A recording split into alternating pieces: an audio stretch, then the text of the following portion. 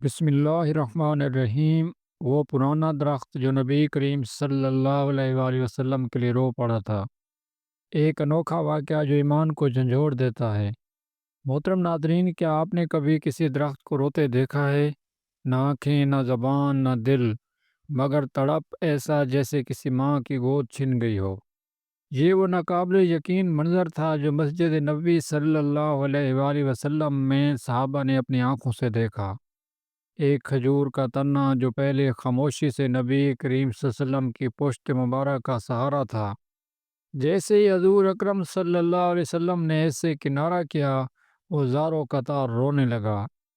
یہ صرف رونا نہیں تھا بلکہ سسکیوں بھرا ہوا ویلا تھا، جیسے کوئی عاشق اپنے محبوب کے فراق میں تڑپ رہا ہو۔ کیا آپ جانتے ہیں نبی کریم صلی اللہ علیہ وآلہ وسلم کہاں کھڑے ہو کر خطبہ دیتے تھے؟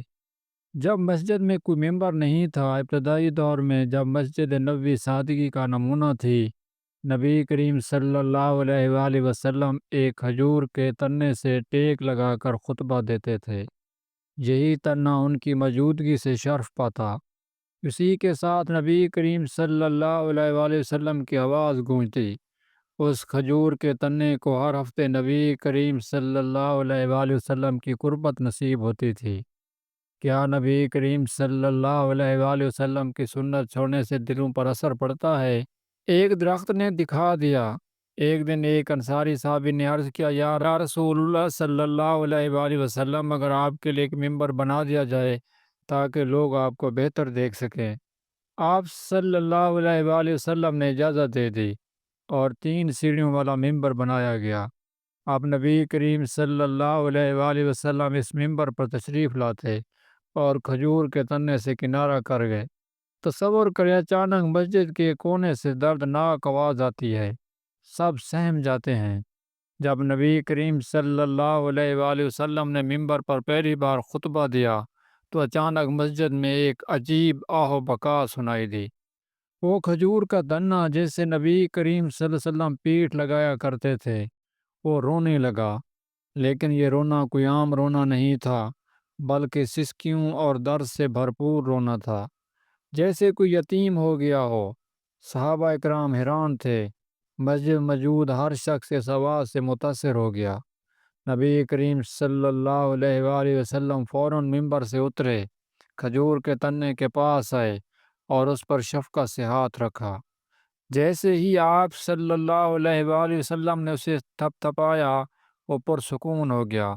پھر آپ صلی اللہ علیہ وسلم نے فرمایا، اگر میں نہ آتا تو یہ درخت قیامت تک روتا رہتا۔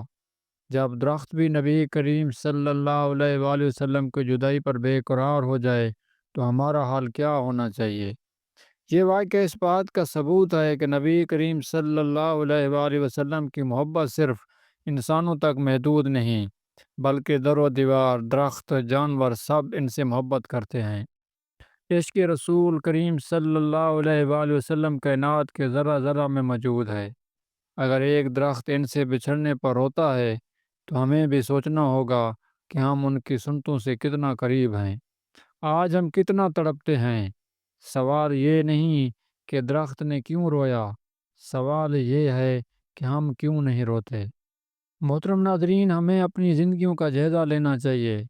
ہم نبی کریم صلی اللہ علیہ وسلم کے نام پر جان قربان کرنے کے دعوے تو کرتے ہیں، لیکن ان کی سنتوں پر عمل کرنے میں سستی کرتے ہیں۔ کیا ہم نے کبھی ان کی جدائی پر آنسو بہائے؟ کبھی سجدے میں جا کر ان کی محبت کا اظہار کیا؟ اگر ایک درخت کو جنتی خوشبو نصیب ہوئی تو ہمیں کیا کرنا چاہیے؟ اس واقعے سے ہمیں سبق ملتا ہے کہ عشق رسول صلی اللہ علیہ وآلہ وسلم صرف دعووں سے نہیں، عمل سے ظاہر ہوتا ہے۔ ان کی سنت، ان کی سیرت، ان کے اخلاق کو اپنانا ہی اصل محبت ہے۔ اگر ایک درخت حضور صلی اللہ علیہ وسلم کی جدائی پر رو کر انعام پا سکتا ہے تو ہم اپنی زندگی بدل کر اللہ کی رضا اور نبی کریم صلی اللہ علیہ وآلہ وسلم کی شفاعت پا سکتے ہیں۔ اب آپ پر ہے، کیا آپ کے دل میں بھی نبی کریم صلی اللہ علیہ وسلم کی محبت جاگ گئی ہے؟ کیا آپ کی آنکھوں میں بھی نمی آئی ہے؟ اگر ہاں تو آج سے ان کی سنتوں کو اپنانے کا عہد کریں۔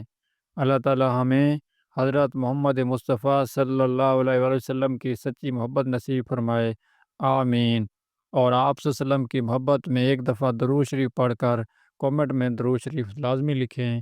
مزید ایسی ایمان افروز ویڈیو کے لیے چینل کو سبسکرائب کریں، ویڈیو کو لائک کریں۔ جزاک اللہ۔ السلام علیکم ورحمۃ اللہ وبرکاتہ۔